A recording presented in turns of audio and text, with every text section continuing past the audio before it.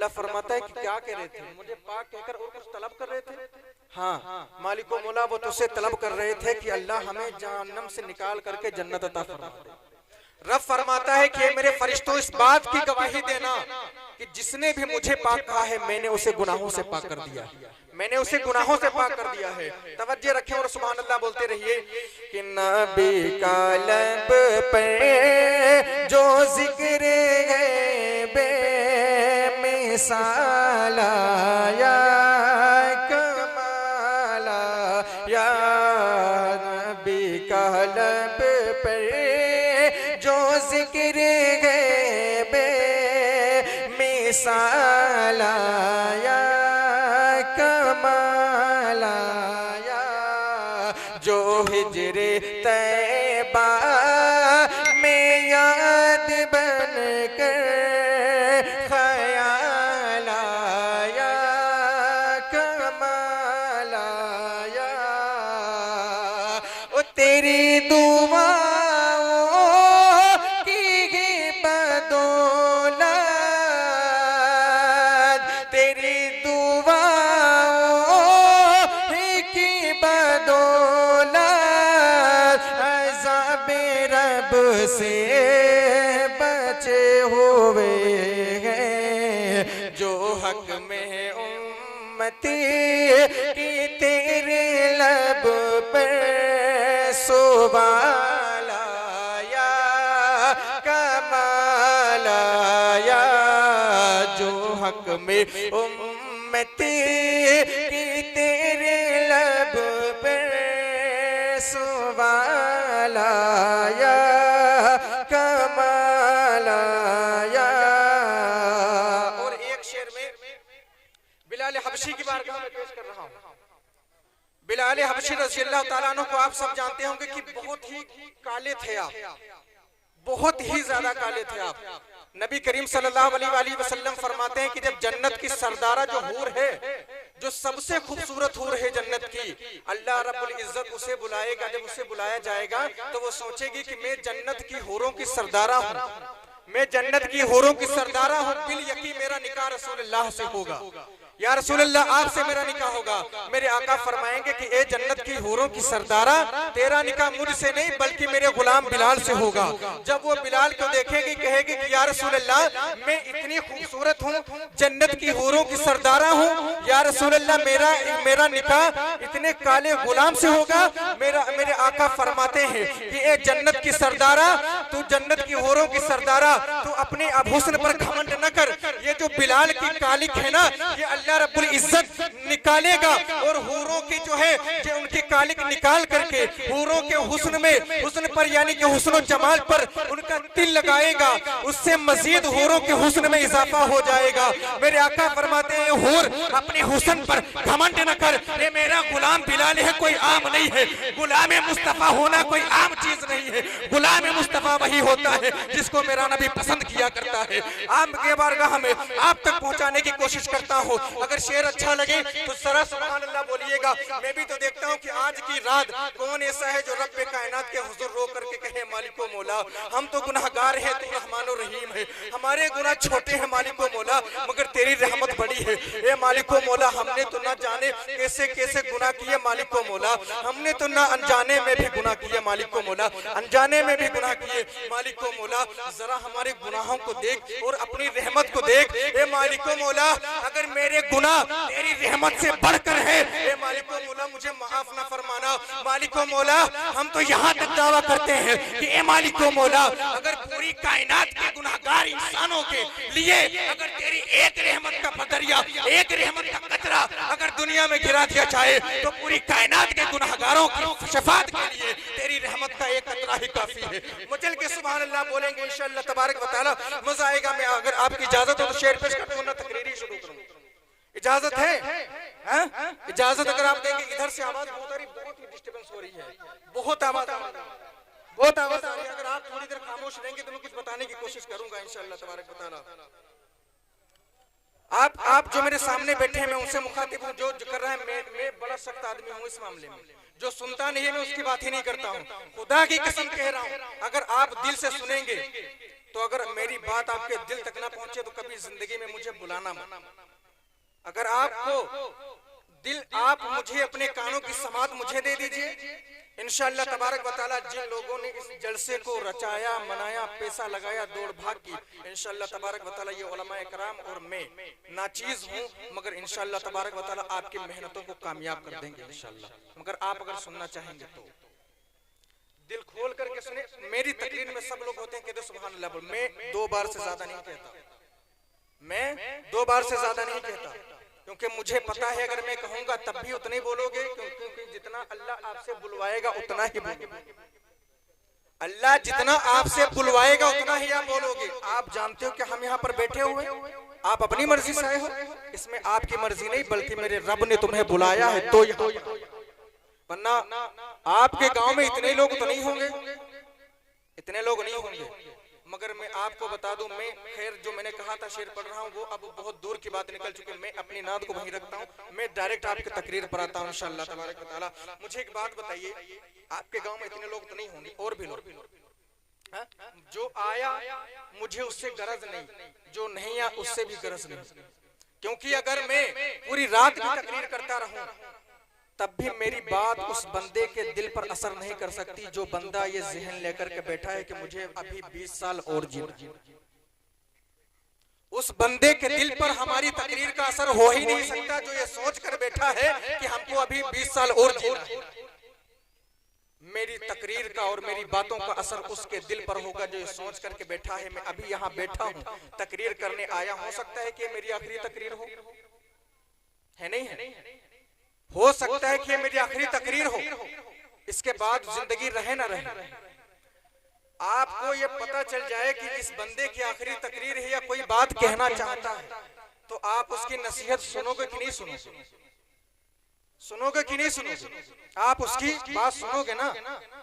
अगर ये मेरी जिंदगी की आखिरी तकरीर हो सकती है तो अब मुझे मजमे से जरा एक बंदा हाथ उठा करके बता दे कि हम इसके बाद भी जिंदा रहेंगे या हम फिर भी नसीहत सीख सकते हैं। अगर मेरी जिंदगी का कोई भरोसा नहीं है तो आपकी जिंदगी का भी भरोसा नहीं, आपकी जिंदगी का भी भरोसा नहीं है। आज जुमेरात का दिन था, पिछली जुमेरात को मैं अपने बड़े भाई को कब्रिस्तान में छोड़ करके आया हूँ। मेरे भाई कारी तौफीक, मरहूम कारी तौफीक चिश्ती, एक दिन पहले मेरी उनसे बात हुई थी, पता नहीं जिंदगी की प्लानिंग, 1 साल की प्लानिंग उन्होंने मुझे बताई। मगर हुआ क्या, सवेरे सो रहा था, अचानक में फोन आया कि कारी तौफीक साहब का इंतकाल हो गया, उनका इंतकाल हो गया। उन्होंने प्लानिंग बहुत दूर की थी, मगर मौत कब आएगी ये नहीं जानते थे। आप जानते हो कि मौत कब आएगी? नहीं जानते हो तो खुदारा जब आप नहीं जानते हो कि हमारी मौत कब आएगी तो अल्लाह से कब माफिया मांगो। आज ये शबे बारात की रात है, ये शबे बारात सुनते ही लोगों को लगता है कि इसमें सिर्फ हलवाई बनाया जाता है ना, सबको लगता है कि ये शबे बारात अगर मशहूर और मारूफ है तो इस बिना पर है कि इसमें हलवा बनाया जाता है ना। मेरे भाई, ये सिर्फ हलवा बनाने के नहीं, आप बनाओ हलवा मगर सिर्फ हलवे के नहीं। ये रात है अल्लाह से रो रो करके अपने गुनाहों से तौबा करने की। सुभान अल्लाह बोलते रहेंगे तो मन लगेगा थोड़ा। ये रात है रब्बे कायनात से अपने गुनाहों की मगफिरत करवाने की। ये रात है अपने रूठे हुए रब को मनाने की। हम और आप बड़ी दुआएं करते हैं, करते नहीं करते? हम और आप बहुत दुआएं करते हैं, हमारी माँ बहनें बैठे हुई हैं बड़ी दुआएं करते हैं, मगर कहते हैं कि वो दुआएं कबूल नहीं हो रही। क्यों कबूल नहीं हो रही? क्यों कबूल नहीं हो रही? मेरे भाई, दुआएं और लोग कहते हैं कि यार हमारी जुबान कहाँ, रब सातवें आसमान यानी अर्श आजम के ऊपर ला मकां पर हमारी दुआ वहां तक पहुंचे तो कैसे पहुंचे? ए मुसलमानों, मेरी माँ और बहनों और मेरे भाइयों, आज अगर रब हमसे दूर हुआ, नहीं रब नहीं दूर हुआ, हम गुनाह कर करके उससे दूर। रब हमसे दूर नहीं हुआ बल्कि हम गुनाह कर करके रब से दूर हो गए। रब तो हमारा आज भी हमारे करीब है। अगर आपको नहीं सुनना है तो खुदारा हट जाओ, खुदारा हट जाओ। अगर नहीं सुनना है आप हंस के मजाक ना उड़ाओ, ठीक है? क्योंकि जहां पर उलमा की मजलिस में जिसके दांत निकाले हैं, मेरे आका फरमाते हैं कि उसने 36 जिना एक बार में कर लिया। आपको ना हंसना है, नहीं सुनना है तो चले जाओ, मगर खुदारा हंसो मत। क्या मजाक लगा के रखा है? तुम्हारे दिल पे कोई असर नहीं होता क्या? तुमको नहीं मरना? तुमको ना मानना हो। एक नबी, मेरे नबी सल्लल्लाहु अलैहि वसल्लम मस्जिद से नबी से तशरीफ लाए। कुछ लोग बाहर खड़े होकर कहकहे लगा रहे थे। मेरे आका ने कहा कि एक कहकहे लगा करके हंसने वालों, क्या तुम्हें ये पता नहीं है कि मौत के बाद तेरे साथ क्या होगा? क्या तुझे इस बात का खबर नहीं है कि मौत तेरा पीछा दिन में 73 बार करती है? क्या तुझे इस बात का खबर नहीं है तू मौत को याद करे न करे, मौत तुझे 36 मरतबा याद करती है? जो तू हंस रहा है, क्या तुझे पता है कि कब्र के अंदर कीड़े होंगे? क्या तुझे नहीं खबर है कि मौत कब्र के अंदर सांप होंगे? क्या तुझे इस बात का खबर नहीं है कि मौत जब कब्र में तू जाएगा, कब्र के अंदर तेरे साथ क्या सुलूक होगा? मैं चैलेंज करता हूं इस बात का, उलमा कोई भी हो, किसी भी फिरके का ताल्लुक रखता हो, कोई मुझे एक हदीस दिखा दे कि नबी करीम सल्लल्लाहु अलैहि वसल्लम की पूरी 63 साल जिंदगी में एक बार भी मेरे नबी ने हंसा हो सिवाय मुस्कुराने का। एक बार भी हंसा हो, एक बार भी नहीं हंसे, सिर्फ मुस्कुराया है। मुस्कुराना सुन्नत है, हंसना शैतान की तरफ से। और औरत को तो हंसना ही नहीं चाहिए, क्योंकि औरत की आवाज भी औरत है, उसको गैर अगर मर्द सुन ले तो उसके लिए हराम है। और ऐसे मजलिस में तुम हंसते हो, जहां पर कहते हैं कि उलमा की मस्जिद में मजलिस में जो मर्द हंसे या औरत हंसे वो 36 जिना के बराबर एक बार में गुनाह पड़ता है। मना करने के बाद भी नहीं समझ आ रहा, नहीं सुनना है तो खुदारा मत सुनो, चुपचाप बैठे रहो या उधर घूमो। मेरी बात जो मैं बताने आया हूं उसको बताने दो खुदारा। जो लोग सुनने बेचारे आए हैं, जो बुजुर्ग सुने, एक बात मैं आपको बता दूं, बूढ़े लोग बेचारे, ये लोग जानते हैं ना, मैंने जो बात कही थी कि जो ये जहन लेकर के बैठे मुझे अभी 20 साल और जीना है, 20 साल जीना है, मैं आपके हाथ जोड़ करके आपसे गुजारिश करता हूं, आपने कैसे इसमें वालिदैन माँ बाप बैठे होंगे जिन्होंने अपने बच्चे का जनाजा देखा होगा, उनके जनाजे पर जो है अपने आंसुओं को बहाया। उन माँ बाप से पूछो जिन्होंने अपने लाल का जो है जनाजे पर आंसू बहाए। उस माँ से पूछो जिस माँ ने अपने जो जवान बच्चे की मैयत पर आंसू बहाए, उसके दिल पर क्या गुजरती होगी। उस बाप से पूछो जो अपने बूढ़ा हो करके अपने लाल को जो है इस कब्रिस्तान तक पहुंचाया।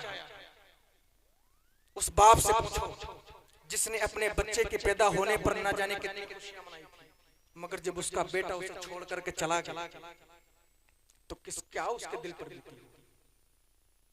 उसके दिल से पूछे कोई, उन माँ बाप से उसके दिल से पूछे जाकर।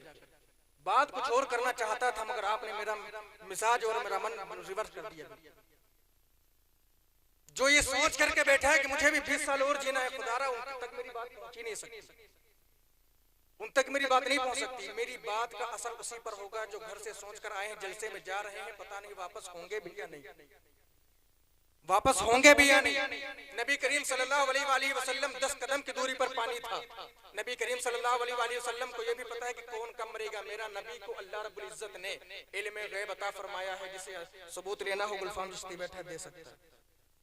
इल्म गैब अता फरमाया कि मेरा नबी फरमाता है कि कौन कब मरेगा वो भी मेरा नबी जानता है। मगर क्या 10 कदम की दूरी पर पानी था, मेरे नबी ने तयम्मुम किया। तयम्मुम जानते हैं क्या होता है? जब पानी मौजूद ना हो, मिलने की कोई गुंजाइश ना हो, तब बालू से जो है मिट्टी से हाथ मार करके जो उससे गर्द उठती उससे तयम्मुम किया जाता है। हजरत अब्बास रज़ी अल्लाह तआला अन्हु मौजूद है, कहते हैं या रसूल अल्लाह हिकमत समझ में नहीं है, 10 कदम पर पानी है, आपने फिर भी तयम्मुम क्यों किया? मेरे नबी फरमाते हैं कि अब्बास बिल्कुल सही ये पानी मेरे सामने, मगर तयम्मुम मैंने इस बिना पर किया कि पता नहीं मैं उस पानी तक पहुंच पाऊंगा कि नहीं, बीच ही में मुझे मौत हो जाए। पानी तक पहुंच पाऊंगा नहीं पहुंच पाऊंगा, जिम्मेदारी तो नहीं है ना, मैं रब की बारगाह में बिला वजू जाना नहीं चाहता, मैंने इसीलिए तयम्मुम किया। ये तुम्हारे और मेरे नबी का, हम और आप कौन से खेत की मूली हैं? हम और आप कौन से खेत की मूली? सुभान अल्लाह बोलते रहिए इंशाअल्लाह तबारक व तआला। सुभान अल्लाह मैं इसलिए बुलवा रहा हूं आपसे, इसलिए मैं आपसे सुभान अल्लाह बुलवा रहा हूं कि सुभान अल्लाह हम तो फिर भी जिंदा हैं, हमारे पास जुबान है। वो नबी की बात कर रहा हूं जिस नबी की बारगाह में बेजानो बेजुबान लोगों को बोलते हुए देखा गया। कैसे? एक नबी की सहाबियां हैं और एक सहाबी हैं, और रसूल करीम सल्लल्लाहु अलैहि वसल्लम की बारगाह में आती हैं, कहती या रसूल अल्लाह हमारे कोई औलाद नहीं है, या रसूल अल्लाह शादी को 10 साल हो गए मगर हमारे कोई औलाद नहीं है, या रसूल अल्लाह दुआ फरमा दे हमको अल्लाह रब्बुल इज्जत औलाद अता दे, या रसूल अल्लाह हमको औलाद अता फरमा दे। मेरे नबी करीम सल्लल्लाहु अलैहि वसल्लम ने हाथों को उठाया, हाथ वो भी उठाए जो अगर उंगली का इशारा कर देते थे तो चांद जो है चांद 2 टुकड़े हो जाया करता था। वो हाथ उठा दिया मेरे नबी करीम सल्लल्लाहु अलैहि वसल्लम ने। जिस हाथ की उंगली का इशारा करते थे तो पेड़ अपनी जड़ों को उखाड़ करके नबी के पास आ जाया करता था। आपने हाथों को उठाया, कहने लगे या रसूल अल्लाह, ये मेरे मालिक व मौला, ये मेरे प्यारे सहाबी और सहाबी हैं, या अल्लाह इनकी ये बड़ी ख्वाहिश है कि कोई बच्चा मुझे माँ कहने वाला हो जाए। जमाने के लोग मुझे ताने मारते हैं कि देखो इस औरत के यहाँ कोई बच्चा नहीं है, इसे कोई माँ कहने वाला नहीं है। लोग मुझे बांझ कह कह करके बड़ा तड़पाते हैं। या रसूल अल्लाह, मेरे दिल पर छुरियां चलती हैं जब मोहल्ले के लोग कहते हैं कि ये देखो बांझ जा रही है, अल्लाह ने इसे कोई बेटा नहीं अता फरमाया, कोई बेटी नहीं अता फरमाई। या रसूल अल्लाह, वो उनके जुमले, वो उनके ताने मेरे दिल पर पत्थर से भी ज्यादा असर करते हैं। या रसूल अल्लाह, जब ताने मारते थे तो हमने कई बार सोचा कि हम फांसी लगा करके खुदकुशी कर लें, क्योंकि ताने वो बर्दाश्त नहीं है। या रसूल अल्लाह, दुआ फरमा दे कि अल्लाह रब्बुल इज्जत हमें भी कोई खेलता हुआ बच्चा, कोई हमें भी माँ बाप कहने वाला अता फरमा। या रसूल अल्लाह, कोई हमें भी माँ बाप कहने वाला मिल जाए। मेरे नबी ने रब की बारगाह में हाथों को उठाया और फरमाया, मौला ये मेरे सहाबी और सहाबियां हैं, ए मालिक व मौला, तू तो वो उनकी भी किस्मतें बदल दिया करता है जो तुझे नहीं मानता है। या रसूल अल्लाह, ये तो वो लोग हैं जो तुझे भी मानते हैं, तेरे हबीब को भी मानते हैं। या रसूल अल्लाह, मेरे मालिक व मौला, लिहाजा मेरे इन सहाबियों को, इन मेरी सहाब को, इनको एक बच्चा कह दे जो इनको माँ बाप कहे। वो कहते हैं कि नबी करीम सल्लल्लाहु अलैहि वसल्लम ने ये दुआ की ही थी कि चंद महीनों के बाद अल्लाह रब्बुल इज्जत ने एक बड़ा हसीनो जमील बेटा अता फरमाया, एक बहुत बड़ा हसीनो जमील बेटा अता फरमाया। हम बड़ा खुश हुए इस पे। आप आराम से चाय पी लो तो भैया, आराम से रखना, किसी को ज्यादा बुलाइए मत, आप 2-3 लोग बुला दीजिए। आप अपनी तवज्जो इधर रखिए। वो कहते हैं कि एक अल्लाह रब्बुल इज्जत ने बड़ा हसीनो जमील बच्चा अता फरमाया, बड़ा खुश हुए। जिसके कई महीनों कई सालों के बाद बच्चे ना हो रहे हों और उसको फिर अल्लाह अचानक बच्चे अता फरमा दे तो उसकी खुशी का कोई ठिकाना होगा? उसकी खुशी का कोई ठिकाना नहीं होगा। वो कहते हैं हमने कई लोगों को दावतें की, गरीबों को हमने पैसे दिए, मिस्कीनों को खाना खिलाया, लोगों की मदद की, बड़ा खुशी का इजहार किया, मगर वो हमारी खुशी ज्यादा दिन तक नहीं चली। क्योंकि वो जो बच्चा था जब 2-3 साल का हुआ, जब उसकी बोलने की उम्र हुई, तो जब हमने कहा कि बेटा हमें अब्बा अम्मा कहें, तो कहता है क्या करता है, यानी कि बच्चा बोल ही नहीं सकता था, वो गूंगा था, बच्चा गूंगा था। तो कहने लगी वो जो हमारी खुशी थी, हम ये चाहते थे कि कोई हमें माँ कहने वाला हो। वो हमको, उसका बाप कहता है कि या रसूल अल्लाह, हमको बाप कहने वाला कोई हो। या अल्लाह, हमें तूने बहुत अच्छा बेटा अता फरमाया, मगर या रसूल अल्लाह फिर भी हम माँ बाप का जो शरफ है उससे आज भी अधूरे हैं। तो मेरे नबी ने कहा फिर उसको मेरे पास लेकर के आओ। नबी करीम सल्लल्लाहु अलैहि वसल्लम के पास वो दोनों मियाँ बीवी जाते हैं, अपने बच्चे को लेकर के जाते हैं। मेरे नबी ने कहा, ए बच्चे, मैंने सुना है, आप अपनी तवज्जो इधर रखें, चाय बाद में भी मिल जाएगी, आप इधर रखें। मेरे जो जुमले हैं बाद में नहीं मिलेंगे, आपको चाय बाद में भी मिल जाएगी, मेरे जुमले बाद में नहीं मिलेंगे। मेरे आका ने फरमाया, कहने लगे मेरे बच्चे को करीब करो और करीब करो। मेरे आका के लबों के पास लाए और मेरे आका ने फरमाया कि बच्चे, मैंने सुना है कि तू बोलता नहीं है, जरा बता तो सही कि मैं कौन हूँ। वो बच्चे अपनी गर्दन को हिलाता है और कहता है कि अल्लाह के रसूल, अगर आपने पूछा है, मेरी माँ ने मुझसे रो रो करके कहा कि मेरे बेटे एक बार माँ कह दे, पूरी जिंदगी में फिर बोलना न बोलना मुझे कोई फर्क नहीं पड़ता। मेरे बाप ने मुझसे कहा, ए मेरे बच्चे, मुझे एक बार प्यार से बात कह करके गले लगा ले, फिर मुझे बात कहना न कहना। ए मेरे बच्चे, मुझसे मेरे कई लोगों ने मुझसे कहा कि ए मेरे बच्चे, मुझे एक बार बात कह दे, फिर दोबारा कहना न कहना। या रसूल अल्लाह, मैंने अपनी बाप के आंसू देख करके न बोल सका, अपनी माँ के आहो फरियाद देख करके न बोल सका, मगर या रसूल अल्लाह, अगर आपने पूछा है कि बता मैं कौन हूँ, तो मैं गवाही देता हूँ कि आप अल्लाह के बरहार रसूल हैं। लब्बैक या रसूल अल्लाह, लब्बैक या रसूल अल्लाह, आप अल्लाह के बरहार। जिसके जुबान नहीं होती है, मेरे मुस्तफा की तकरीर सुन करके, वो इतनी मीठी आवाज सुन करके उसे भी रब जुबान दे दिया। हम तो फिर भी जुबान वाले हैं, हम तो फिर भी जुबान वाले हैं। क्या रसूल अल्लाह की बारगाह में नहीं कह सकते कि या रसूल अल्लाह? मेरी बात आपको समझ में आ रही है? आप लोगों को समझ में आ रही है? मेरी माँ बहनें बैठी जो सामने बैठी, बड़ा अच्छा लग रहा है आप लोग सुन, बहुत मेरा दिल खुश हुआ आप लोगों से, क्योंकि मैं, आप कहीं भी मेरी तकरीरें देख लीजिए जा करके, जब तक मैं बैठता हूँ ना हंसता हूँ ना किसी को हंसने देता हूँ। किस बात के लिए हंसाऊं? किस बात के लिए मैं हंसाऊं लोगों? इस बिना पर हंसाऊं कि हमारा आज हाल क्या है? आज आपने देखा है ना कि हमारा हालत क्यों है? हमारे हालात इस बिना पर ऐसे हैं। एक बात मुझे बताइए जरा, मैं आपसे हाथ जोड़ करके माफी चाहता हूँ अगर मेरी बात आप लोगों के दिल पर लगी हो, मैंने कह दिया जज्बाती, क्योंकि मेरे नबी फरमाते हैं कि जिसने किसी मोमिन का दिल तोड़ दिया तो उसने काबे को ढा दिया। सुभान अल्लाह बोल।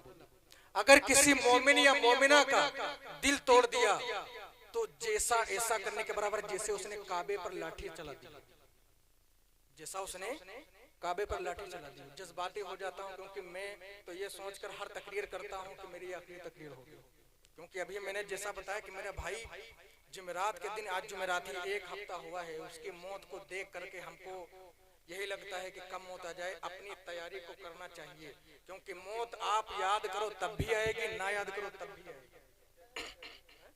मगर मौला अली फरमाते हैं कि अगर मौत को याद करोगे तो मौत आसान होकर के आएगी, अगर मौत को याद नहीं करोगे, उससे बेजार रहोगे तो जलील ख्वार होकर के मरोगे, जलील ख्वार होकर के मरोगे। तो आप समझ लीजिए हमको किस तरह से मरना है। मौत आनी है, ये तो ये सबको पता है, और ये वो सच है जिसे कोई झुठला नहीं सकता। मौत आनी है, मौत आनी है, हर किसी को मौत आनी है। तो जिंदगी में इस तरह से जियो कि अगर मौत आपके सामने खड़ी हो तो उसे हंस करके कहो मैं तेरे गले लगने के लिए तैयार हूँ। वो इस बिना पर हो सकता है जब आपके अमाल अच्छे होंगे, जब आपके अमाल अच्छे होंगे, जब आपकी नेकियां अच्छी होंगी, जब आपसे अल्लाह और उसका हबीब राजी होगा। राजी किससे होता है? राजी किससे होता है? रब किससे राजी होता है? रब उससे राजी होता है जिसका पड़ोसी उससे राजी हो जाए, जिसके रिश्तेदार उससे राजी हो जाएं, जिसके माँ बाप उस शख्स से राजी हो जाएं, तो रब भी उससे राजी हो जाए, रब भी उससे राजी हो जाया करता है। एक बात मैं बताऊं, मैं अपनी जरा माँ बहनों को भी एक बात बता देना चाहता हूं। मुझे बताइए जरा कि घर किससे होता है? घर होता है औरत से। अल्लामा इकबाल फरमाते हैं कि तुम दुनिया में कितना ही अच्छा घर बना लो, आप दुनिया में कितना ही अच्छा घर बना लो वो बर्बाद होकर रहेगा। कितना ही बेहतरीन आप टाइल्स लगवा लो उसमें वो बर्बाद होकर रहेगा। कितना ही अच्छा उसमें प्लास्टर करवा लो, कितना ही अच्छा उसका कलर करवा लो, कितनी ही अच्छी उसकी डिजाइन करवा लो, वो बर्बाद होकर ही रहेगा। जिस घर में उसकी माँ और बहनें हजरत फातिमा ज़हरा का तस्करा न करती वो घर बर्बाद होकर, वो घर बर्बाद होकर रहेगा। क्यों? क्योंकि घर होता है औरत से, घर होता है औरत से, और औरत होती है हया से, और हया है हजरत फातिमा ज़हरा से। घर होता है औरत से, औरत होती है हया से, और हया है हजरत फातिमा ज़हरा से। मुझे बताओ जरा, इस तरह की हरकतें करने के बाद क्या नबी करीम सल्लल्लाहु अलैहि वसल्लम के सामने ये चेहरा लेकर के खड़े हो पाओगे? आपसे भी पूछता हूँ, हजरत फातिमा ज़हरा ने पूछ लिया कि ये मेरी कनीज़ों क्या तुमने किया? मैंने तो तुमको पर्दे का हुक्म दिया था। मेरे अब्बा जान जो नबियों के भी नबी हैं, रसूलों के भी रसूल हैं, पैगंबरों के भी पैगंबर हैं, उन्होंने कहा था जब तक मेरी उम्मत की बेटियां पर्दे में रहेंगी तब तक हिफाजत में रहेंगी, जब तक वो अब पर्दा हटा देंगी तो ऐसा होगा कहीं उनके बच्चे इस गली के नुक्कड़ पे बैठे, कहीं उस गली के नुक्कड़ पे बैठे। आज ये हमारे बच्चों का हाल है तो क्यों है? आज जो ये हाल बना हुआ है ना, क्यों है? मुझे बताओ तो सही। जब माँ के पेट में बच्चा होता है तो जब डॉक्टर के पास जाते हैं तो क्या कहता है डॉक्टर? आयरन बढ़ाने के लिए सेब खाना, आयरन बढ़ाने के लिए सेब खाना होगा, बादाम खाना होगा, विटामिन बढ़ाने के लिए संतरा और नींबू खाना होगा, और ज्यादा से ज्यादा धूप में बैठना होगा। अभी क्यों कहता है? क्यों? वो कहता है कि जब आप सेब खाओगे तो उसका असर बच्चे पर, उसका असर बच्चे पर होगा। अब मुझे जरा सब यहाँ से वहां तक लोग जितने भी बैठे हो, मुझे एक बात का जवाब दे देना। वो सेब जो रब्बे कायनात का बनाया हुआ है, वो बादाम जिसमें विटामिन है जो रब्बे कायनात का बनाया हुआ है, वो धूप, वो सूरज जो रब्बे कायनात का बनाया हुआ है, वो नींबू, वो संतरा जो मेरे रब का बनाया हुआ है, अगर वो माँ खाती है तो बच्चे पर उसका असर हो सकता है, तो क्या माँ कुरान पढ़ेगी तो बच्चे पर असर नहीं होगा? अगर सेब माँ खाए तो उसका असर बच्चे पर हो, अगर माँ कुरान पढ़ेगी तो पेट में बच्चे पर उसका असर नहीं होगा क्या? बताओ तो सही यार, सुभान अल्लाह बोल दे तो मेरा दिल खुश हो जाए। हाँ? मुझे बताओ तो सही, सेब का असर बच्चे पर हो सकता है अगर माँ कुरान पढ़े तो बच्चा कैसा पैदा होता है। आप निजामुद्दीन औलिया को ले लीजिए जाकर के। निजामुद्दीन औलिया कौन? दिल्ली में मजार शरीफ है, उनकी माँ माई साहिबा जब वो कुरान पढ़ती थी, उनका बेटा निजामुद्दीन पैदा हुआ। क्या हुआ? पूरी दिल्ली पर हुकूमत करते हैं। साबिर पाक की माँ ने कुरान पढ़ा, जब साबिर पाक इस दुनिया में आए पूरे कलियर पर कब्जा है। मोइनुद्दीन चिश्ती की माँ ने जब कुरान मुक़द्दस पढ़ा तो गरीब नवाज पैदा हुए। गरीब नवाज पैदा हुए, पूरे हिंदुस्तान पर कब्जा है। मुझे बताओ तो सही, अगर करबला के मैदान में फातिमतुज़ ज़हरा ने, मदीना में हजरत फातिमतुज़ ज़हरा ने कुरान मुक़द्दस पढ़ा है तो बेटा हुसैन जैसा पैदा होता है, यजीद जैसा नहीं। बेटा हुसैन पैदा होता है। मुझे बताओ, एक बात बताओ मुझे, माँ का बच्चा जो होता है उसका सबसे पहला टीचर, उसका सबसे पहला मास्टर, उसका सबसे पहला उस्ताद उसके माँ बाप होते हैं। उसके माँ बाप होते हैं। मैं आपको दुनियावी एक मिसाल दे दूं। गांव में कुछ लड़कों के नाम पड़ जाते हैं जैसे कल्लू, कालिया, ये बाहर के नहीं होते। बेटा मैं बहुत, अगर मैंने ये बात कही है तो आगे सुनो तो सही मैं क्या कहना चाहता हूँ। मुझे बताओ, ये जो नाम पढ़ते हैं ना, सबसे पहला नाम रखने वाला कोई घर का ही होता है, तब जाकर के बाहर के लोग उसे कहते हैं। सबसे पहले या उसकी माँ कहेगी, या उसका बाप कहेगा, या उसके दादा दादी, या उसके चचा चाची कहेंगे, तभी उसकी तभी लोग जो है उसको बाहर कहते हैं, है ना। अब मुझे एक बात बता दो सर, कि माँ अगर उसका नाम कुछ भी रखे तो लोग उसे उस नाम से याद करते हैं, है ना। अब मुझे इस बात का जवाब दे दो कि मेरी माँ बहन, बताओ तो सही, आपने हिंदी बोला, बेटा हिंदी बोलता है, आप बोलते रहिए थोड़ा बहुत, क्योंकि हर रोज मेरा जाना कहीं ना कहीं होता रहता है अल्हम्दुलिल्लाह। मुझे बताओ तो सही, माँ अगर हिंदी बोलती है तो बेटा हिंदी बोलेगा। बाप अगर इंग्लिश बोलता है, माँ बाप अगर इंग्लिश बोलते हैं तो बच्चा भी इंग्लिश बोलेगा। अगर माँ मलयालम बोलती है तो बच्चा मलयालम बोलेगा। अगर बाप बंगाली बोलता है तो बेटा बंगाली बोलेगा। अगर बाप उड़ियानी बोलता है तो वो बेटा उड़ियानी ही बोलेगा। अब मुझे बताओ तो सही, अगर इसमें कितने से माँ बाप बैठे हैं जिनको उसके बच्चों ने कुरान शरीफ की तिलावत करते रोते हुए देखा है। जब माँ की तिलावत करेगी, बेटा या बेटी उसे देखेगी, तो जब वो रोते हुए देखेगी, आपने यासीन शरीफ को पढ़ा, उसमें आपके आंसू निकले, तो आपका बेटा ये देखने की कोशिश करेगा कि मेरी माँ यासीन पढ़ रही थी, जरा देखो तो सही कि मेरी माँ क्या पढ़कर रो रही थी। तो आपने कुरान को पढ़ा, बेटे ने कुरान को पढ़ा, आपने दुनियादार की किताबों को पढ़ा, बेटे ने दुनियादार की किताबों को पढ़ा। मुझे बताओ तो सही, आजकल के ये जो बच्चे बिगड़े हैं, इनमें दुनियादारों का हाथ है या माँ बाप का हाथ? अगर आज के बच्चे ऐसे जाहिल आवारा घूमते हैं तो इसमें माँ बाप का हाथ है या जाहिल या कौम का हाथ है? आपने अगर कुरान को पढ़ा होता और कहा होता है मेरी माँ अगर तूने कुरान पढ़ा है तो मुझे भी सिखा। ए माँ ए बाप, अगर तूने कुरान पढ़ा है, पढ़ते हुए रोता है तो मैं भी तो देखूं कि इसमें है क्या जो तू पढ़ के रोती है। मैं भी तो देखूं कि इसमें क्या है जो पढ़ते हुए रहती है। अगर तुझे देख करके तेरा बेटा कुरान पढ़ेगा, वो रब इतना खालिक है, तुम्हारा काम सिर्फ कुरान उसके हाथ में देना है, वो पढ़ेगा, रब खुद उसका दिल बदल के दे रहा है, धक पर ला देगा। आप कोशिश करके तो देखो। अभी लाहौर में तकरीबन 70-80 साल पहले कुछ बच्चे, 5 बच्चे बड़े अच्छे नंबर से पास हुए, बड़े अच्छे नंबर से पास हुए। उस यूनिवर्सिटी का जो प्रोफेसर था उसने कहा कि ये बच्चे जो हैं सबसे दिमाग है, सबसे बेहतरीन बच्चे हैं, इनसे पूछते हैं कि ये क्या पढ़ना चाहते हैं और क्या बनना चाहते हैं। एक से उसने पूछा, 5 बच्चों को एक लाइन में खड़ा किया, 5 बच्चों को उसने लाइन में खड़ा किया और कहने लगा कि बेटा तुम क्या बनना चाहते हो? एक ने कहा डॉक्टर बनना चाहता हूँ। थोड़ा हाथ भी उठा दिया करें, नबी के नाम पर हाथ भी उठा सकते हैं। हाँ, क्या कहते हैं कि बच्चा बताओ तुम क्या बनना चाहते हो? वो कहता है डॉक्टर बनना चाहता हूँ। दूसरे से पूछा क्या बनना चाहते हो? ऑफिसर बनना चाहता हूँ। तीसरे से पूछा क्या बनना चाहते हो? फलसफी बनना चाहता हूँ। चौथे से पूछा क्या बनना चाहते हो? वो कहता है मैं शायर बनना चाहता हूँ। एक जो सबसे छोटा बच्चा बड़ा खूबसूरत था, उससे जब पूछा गया कि बच्चे तुम क्या बनना चाहते हो, तो वो कुछ बोला नहीं बल्कि रोने लगा। बल्कि रोने लगा और कहने लगे बेटा मुझे पता है कि तुम्हारे माँ बाप बड़े गरीब हैं, मगर हम तुम्हारी जिम्मेदारी लेते हैं, तुम जो भी बनना चाहते हो हम तुम्हें बनाएंगे। उस बच्चे ने हिम्मत करके कहा अगर आप मुझे कुछ बनाना चाहते हो तो मुझे सहाबी रसूल बना दो। समझे कि नहीं? आप मुझे सहाबी रसूल बना दो। प्रोफेसर हैरत में पड़ गया, सहाबी रसूल बेटा तुमने ये कैसे कह दिया? तुम दुनिया की जो भी चीज बताओ हम तुम्हें बनाने के लिए तैयार हैं, मगर सहाबी रसूल बेटा वो होता है जो नबी के जमाने में पैदा हो, ईमान लाए, ईमान के साथ नबी को देखे और ईमान ही पर उसका खात्मा हो, वो सहाबी रसूल होता है।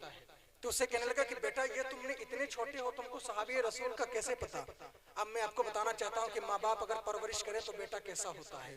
वो कहते हैं कि मेरे जो है उस्ताद मोहतरम, मैंने अपनी माँ से सुना था जब लाहौर की माएँ, मेरे जिले की माएँ, मेरे मोहल्ले की माएँ बच्चों को लोरियां सुनाया करती थी, जब मेरी मोहल्ले की माएँ जब अपने बच्चों को गीत या गाने सुनाया करती थी, उस वक्त मेरी माँ मुझे कहा करती थी बेटा अबू बकर नबी का दोस्त था, उमर नबी का यार था। ए मेरे प्रोफेसर साहब, मेरी माँ ने मुझे गाने सुनाकर नहीं पैदा किया बड़ा किया है, बल्कि मेरी माँ ने जब भी मुझे बताया है मेरी आंख बंद हुई है तो अबू बकर के किस्से सुनते हुए बंद हुई है, मेरी आंखें बंद हुई है तो उमर के किस्से सुनते हुए बंद हुई है। और मेरी माँ ने कहा था ए बेटा सहाबी रसूल वो होता है जिससे नबी बहुत मोहब्बत करते हैं। ए मेरे प्रोफेसर साहब, अगर आप मुझे कुछ बनाना चाहते हो तो सहाबी रसूल बना दो जिससे मेरा नबी मोहब्बत फरमाए। मैं भी चाहता हूँ कि मेरा नबी मुझसे मोहब्बत फरमाए। वो कहते हैं, प्रोफेसर साहब कहते हैं कि बेटा हम तेरी ये इच्छा पूरी तो नहीं कर सकते, ये तेरी ख्वाहिश पूरी तो नहीं कर सकते, मगर तुझे कहता हूँ तू आदमी बहुत बड़ा होगा, बहुत बड़ा बनेगा। और वो बड़ा आदमी बना, वो बड़ा होकर के कहता वो बड़ा जब हुआ तो उसी का नाम हजरत अल्लामा डॉक्टर था, अल्लामा डॉक्टर इकबाल है कि जिसने अब सारे आम कहा था कि मोहम्मद से वफा तूने तो हम तेरे हैं, ये जहाँ चीज है क्या लोहो कलम तेरे हैं। मुझे बताओ तो सही, जब इतना छोटा बच्चा ये कोशिश करता है कि मुझे सहाबी रसूल बना दिया जाए, वो कितना बड़ा आशिक रसूल बनता है। मेरा नबी फरमाता है कि जिसने मुझसे मोहब्बत करने का दिल में सोचा है, अल्लाह रब्बुल इज्जत बिल यकी उसके दिल में मुझसे मोहब्बत अता फरमा